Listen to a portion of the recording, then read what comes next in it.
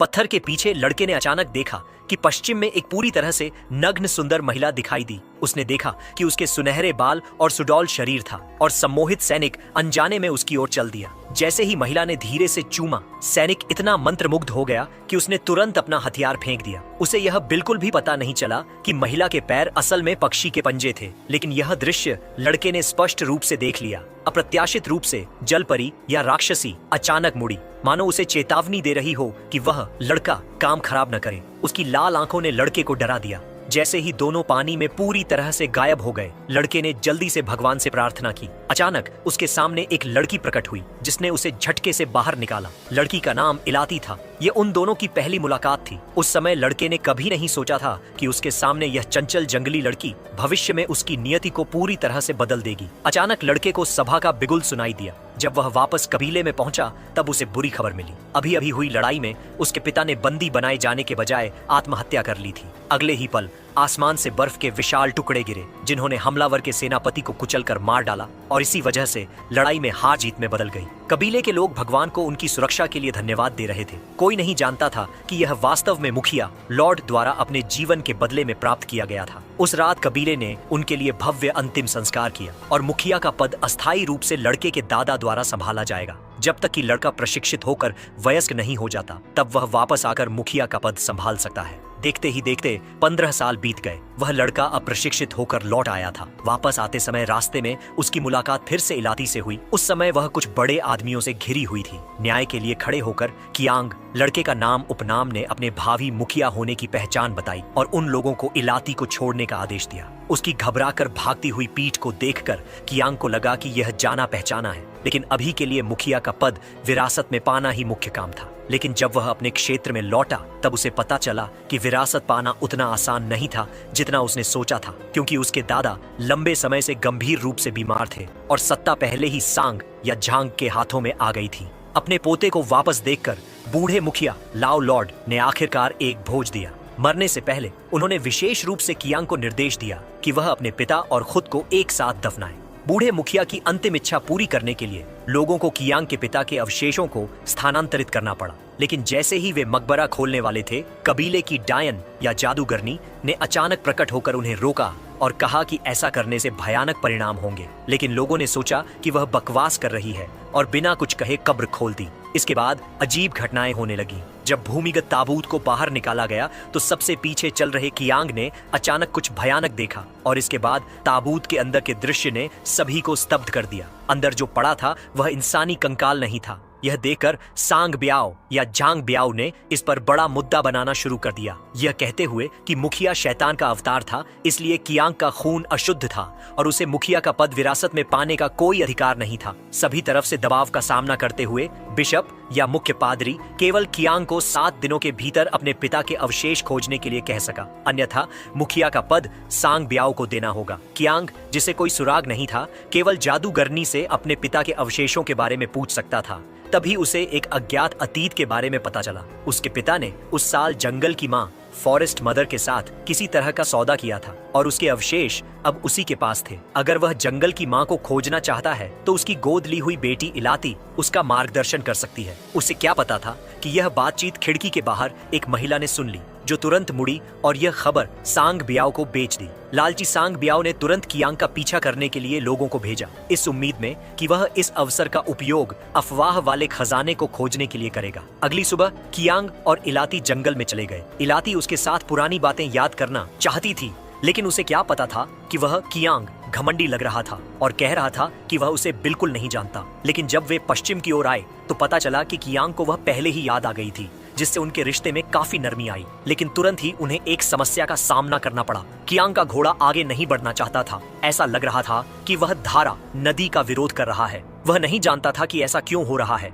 लेकिन इलाती ने घोड़े के डर को समझ लिया। उसने कहा कि यह छोटी सी धारा कभी जलपरियों के आंसुओं से भरी थी, लेकिन सांग ब्याओ द्वारा लोगों को लाकर अत्यधिक कटाई करने के कारण जलपरियां तब से गायब हो गईं। कियांग को 15 साल पहले देखी गई जलपरी याद आ गई वे लाल आंखें उसे जीवन भर अविस्मरणीय थीं। इस समय उसने आश्चर्य से देखा कि इलाती के सांत्वना देने के बाद घोड़ा चुपचाप और आज्ञाकारी रूप से धारा पार कर गया। पता चला कि इलाती के पास जानवरों या गतिशील चीजों से संवाद करने की क्षमता भी थी, लेकिन जैसे ही वह दूसरे किनारे पर पहुंची, उसे कुछ दर्द भरी आवाजें सुनाई दी और वह तुरंत भाग गई। कियांग केवल उसके पीछे भाग सकता था। तभी उसे कियांग को पता चला कि वह इलाती मिट्टी के टीले पर लगे क्रॉस को बाहर निकालना चाहती थी। कियांग ने जल्दी से उसे रोकने की कोशिश की, लेकिन अगले ही पल जैसे ही क्रॉस को बाहर निकाला गया, टीले से भारी मात्रा में खून बहने लगा। इससे पहले कि कियांग संभल पाता, इलाती ने उसे जल्दी से रास्ते पर चलने के लिए कहा। अप्रत्याशित रूप से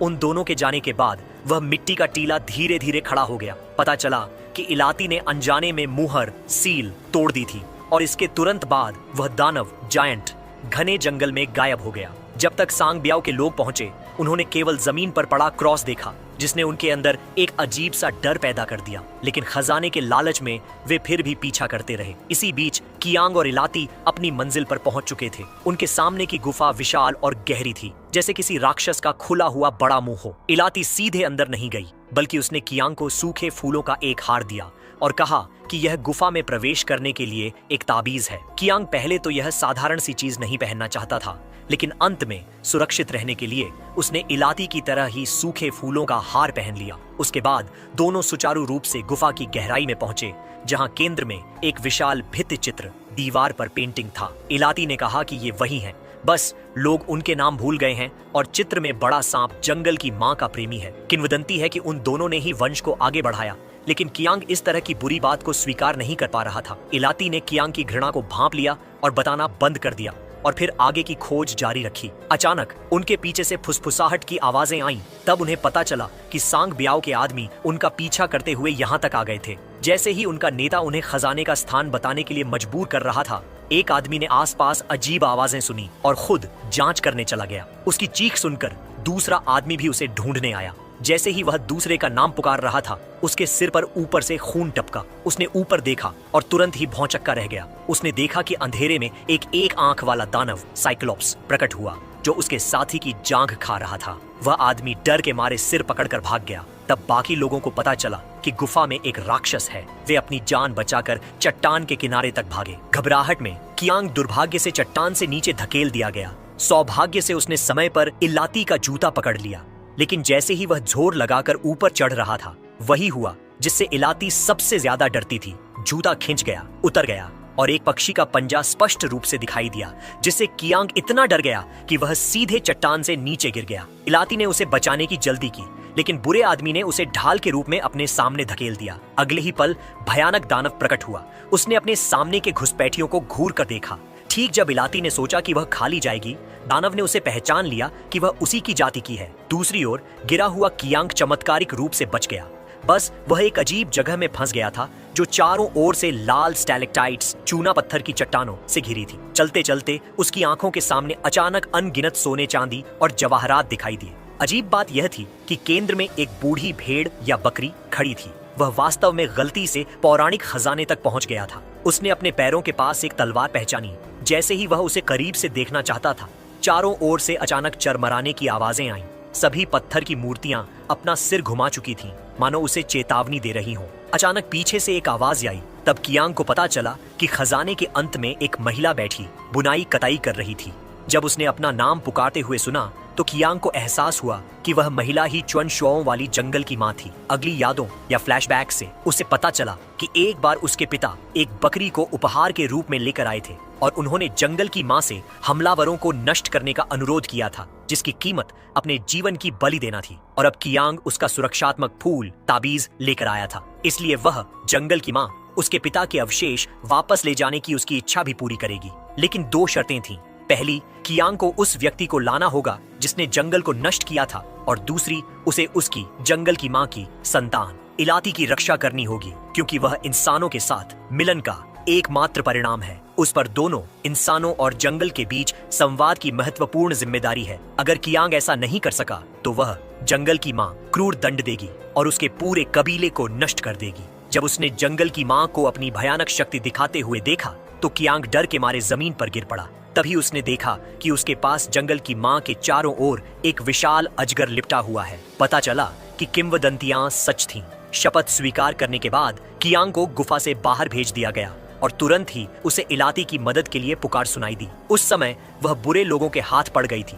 जब उन्होंने उसके पक्षी के पंजे देखे तो उन्हें और भी यकीन हो गया कि इलाती एक जल परी या राक्षसी है और वे एक कुल्हाड़ी से उसके पैर काट देना चाहते थे। ऐन मौके पर कियांग समय पर पहुंचा और इलाती को बचाया। एक सुरक्षित गुफा में छिप जाने के बाद उसने जंगल की मां से मिलने की बात बताई और इलाती को उसकी उत्पत्ति के बारे में बताया। लेकिन इलाती इसे स्वीकार नहीं करना चाहती थी क्योंकि बचपन में ही उसे उसकी मां ने निर्दयतापूर्वक छोड़ दिया था। सौभाग्य से जादूगरनी ने उसे पाला और वह जीवित बच गई। लेकिन इन वर्षों में वह बहुत दर्द में जी है क्योंकि इन पक्षी पंजों के कारण उसे बहुत भेदभाव का सामना करना पड़ा। वह हमेशा खुद को एक विकृत राक्षस समझती थी। इलाती को सांत्वना देने के लिए कियांग ने अपना पैर उसके बगल में रखा, यह दिखाते हुए कि यह सिर्फ अलग था, विकृत नहीं। यह पहली बार था जब इलाती ने महसूस किया कि किसी ने उसे समझा है। उसने खुद पहल करके दूरी मिटाई और कियांग के करीब आई और अंत में अवर्णनीय घटना घटी। वे करीब आ गए। उन दोनों ने ध्यान नहीं दिया कि वह बूढ़ी भेड़ बकरी फिर से पास में प्रकट हुई और उसने यह सब देख लिया। अगले दिन कियांग इलाती को लेकर कबीले में वापस आया। उसने दावा किया कि उसे खजाने में अपने पिता के अवशेष मिल गए हैं और सबूत के तौर पर तलवार भी दिखाई। वह जानता था कि सांग ब्याओ स्वभाव से लालची था और वह पौराणिक खजाने की तलाश में उसके साथ जरूर जाएगा। जैसा कि अपेक्षित था, सांग ब्याओ तुरंत अवशेष वापस लाने के लिए लोगों को भेजने के लिए सहमत हो गया और उन्हें जल्दी से निकलने के लिए प्रेरित किया। लेकिन जैसे ही वे महल से बाहर निकले, पता चला सांग ब्याओ को पहले ही भयानक दानव के बारे में पता चल गया था। लोगों का दिल जीतने के लिए उसने उन दोनों पर दानव के साथ मिली भगत का झूठा आरोप लगाया और जादूगरनी को सीधे तौर पर सबके सामने मौत की सजा दे दी। ये सब देखकर इलाती ने खुद को छुड़ाया और पागलों की तरह जादूगरनी के पास भागी। इससे पहले कि वह शोक मना पाती, उसे सैनिकों ने पकड़ लिया और निर्दयता से उसके पंजे सबके सामने उजागर कर दिए। यह दृश्य देखकर लोग डर गए और उसे तुरंत एक भयानक जलपरी या राक्षसी मानने लगे। गुस्से ने इलाती को पूरी तरह से नियंत्रण खो दिया। उसने आसमान की ओर दहाड़ लगाई, अपने प्रति मनुष्यों के अन्याय का आरोप लगाते हुए। अगले ही पल आसमान बादलों से घिर गया, बिजली चमकने और गड़गड़ाहट होने लगी और बहुत बड़े ओले आसमान से गिरने लगे, जिससे लोगों के सिर फट गए और खून बहने लगा। वे जल्दी से माफी पाने की उम्मीद में प्रार्थना करने के लिए चर्च में छिप गए और वह बूढ़ी भेड़ बकरी फिर से प्रकट हुई। वह धीरे धीरे इलाती के पास गई और उसे अपनी पीठ पर बैठने का इशारा किया। इसके बाद आसमान में काले बादलों के बीच बिशप ने खुद अपनी आंखों से देखा कि बकरी इलाती को अपनी पीठ पर लादे हुए तूफान के केंद्र में गायब हो गई। इलाती आखिरकार जंगल की मां की गोद में लौट आई। उसने उससे पूछा कि वह उसे लेने के लिए इतनी देर से क्यों आई। जंगल की मां ने उसे बताया कि उसे इंसानी दुनिया में छोड़ने का कारण यह उम्मीद थी कि वह प्यार के जरिए दुनिया को उसका नाम हमेशा के लिए याद करा देगी। अब मिशन पूरा हो गया था। वह अपनी सभी संतानों को लेकर चली जाएगी। इसके बाद सांग ब्याओ ने कियांग को खजाना खोजने के लिए जंगल में जाने के लिए मजबूर किया। यह देखकर कि कियांग रास्ता दिखाने को तैयार नहीं है, सांग ब्याओ ने चाकू से उसकी एक आंख पर निशाना साधा। संकट के समय इलाती प्रकट हुई। वह समूह को गुफा के द्वार तक ले गई। जल्द ही उन्होंने अंदर का अंतहीन खजाना खोज लिया। सांग ब्याओ खुशी से झूम उठा और तुरंत अपने आदमियों को खजाने को बोरों या घोड़ों के थैलों में भरने का आदेश दिया। लेकिन पहरा दे रही पत्थर की मूर्तियां चरमराकर हिलने लगीं, जिससे सभी डर गए और रुक गए। कुछ लोग भागना चाहते थे, लेकिन एक विशाल अजगर ने उनका रास्ता रोक दिया। अगले ही पल जंगल की मां प्रकट हुई। उसका शरीर खूनी लाल चमक से ढका हुआ था और वह एक अतुलनीय रूप से शक्तिशाली आभा मंडल बिखेर रही थी। उसने दूसरों पर ध्यान नहीं दिया और केवल इलाती की रक्षा न करने के लिए कियांग को डांटना शुरू कर दिया। कियांग डर गया था क्योंकि वह अपनी शपथ तोड़ने की कीमत अच्छी तरह जानता था, लेकिन दूसरे लोग यह नहीं जानते थे और वे सब घुटनों के बल बैठ गए, जंगल की मां की पूजा करने लगे। इस समय इलाती चुपके से कियांग के पीछे प्रकट हुई। उसने उसकी कलाई पर बंधी रस्सियां काट दी और उसे कोई भी जल्दबाजी में हरकत न करने को कहा। अगले ही पल जंगल की मां अपना दंड देने के लिए तैयार हो गई। उसने अपने हाथों से धधकती ज्वालाएं छोड़ी। जैसे ही दोनों तरफ की लपटें एक हो गईं, अचानक एक अविश्वसनीय रूप से भयानक ऊर्जा का विस्फोट हुआ। यह देखकर इलाती जल्दी से कियांग के ऊपर कूद गई और अपने शरीर से उसकी रक्षा की, जबकि गुफा में मौजूद अन्य सभी लोग मौके पर ही जलकर राख हो गए। लेकिन यह यहीं खत्म नहीं हुआ। आग सीधे बादलों को चीरती हुई निकल गई। यहाँ तक कि 10 ली दूरी की इकाई दूर के कबीले ने भी जोरदार झटके महसूस किए। जब वे अपने घरों से बाहर आए तो वे तुरंत सामने के दृश्य से स्तब्ध रह गए। लोग खुद को रोक नहीं पाए और घुटनों के बल बैठ गए। जंगल की माँ की महान शक्ति की प्रशंसा करने लगे। उन्होंने कभी नहीं सोचा था कि अगर इलाती ने दया की भीख न मांगी होती तो वे भी इस समय तक जलकर कोयला हो गए होते। जंगल की माँ के पूरी तरह से चले जाने के बाद लोगों ने आश्चर्य से देखा कि मुखिया लॉर्ड के अवशेष वास्तव में वापस बदल गए थे या सामान्य हो गए थे। इलाती की सुरक्षा में कियांग अंततः बच गया। वह इलाती को वापस कबीले में ले जाना चाहता था, लेकिन अप्रत्याशित रूप से इलाती ने स्पष्ट रूप से मना कर दिया, क्योंकि वह इस जंगल की रक्षा करना जारी रखना चाहती थी। वही उसका असली घर था। कियांग उसे रोकना चाहता था, लेकिन सामने के एक दृश्य से डरकर उसने अपना हाथ छोड़ दिया। जाने से पहले इलाती ने एक बात कही, जिस दिन तुम मुखिया नहीं रहोगे उस दिन मुझे ढूंढने आना। उसकी अकेली जाती हुई परछाई को देखकर कियांग उदास और खोया हुआ महसूस कर रहा था। अचानक उसे एहसास हुआ कि उसे इलाती से प्यार हो गया है और वह सब कुछ भूलकर उसके पीछे भागा। लेकिन इस समय इलाती पहले ही इंसानी रूप या दायित्वों को त्याग चुकी थी। वह अपनी माँ की तरह छोटी धारा में चली गई और अगले ही पल पानी में गायब हो गई। कियांग ने चाहे कितनी भी बेतहाशा तलाशी ली, उसे उसकी परछाई तक नहीं मिली। अंत में वह केवल अपनी दुनिया में लौट सका और कबीले के मुखिया की भूमिका संभाली। इसके बाद इलाती की याद में उसने जंगल का नाम उसके नाम पर रखा। जब वह बहुत बूढ़ा हो गया और अंततः मुखिया की भारी जिम्मेदारी छोड़ सका, वह एक बार फिर उस छोटी धारा के किनारे लौट आया। अपने बेटे को अंतिम विदाई देने के बाद वह साफ धारा में सपाट लेट गया और पानी को अपने शरीर को दूर ले जाने दिया, क्योंकि वह जानता था कि अंत में कोई निश्चित रूप से उसके आने का इंतजार कर रहा होगा।